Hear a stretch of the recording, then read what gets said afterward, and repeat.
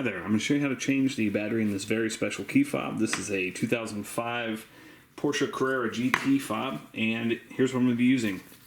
A small flat tip screwdriver. I'm also going to be using a very large flat tip screwdriver. And of course it takes a 2032 battery. These can be gotten on Amazon. There's a link below in the description. Okay, so these two halves come apart, and to do that, there's a little slot right here below the GT. Put my large screwdriver here and just pry gently upward. Okay. Now this is where I'm going to remove the circuit board, and got to be very careful here. Make sure that doesn't fall out.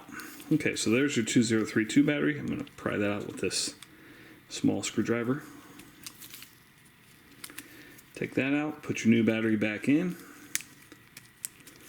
And this goes in here.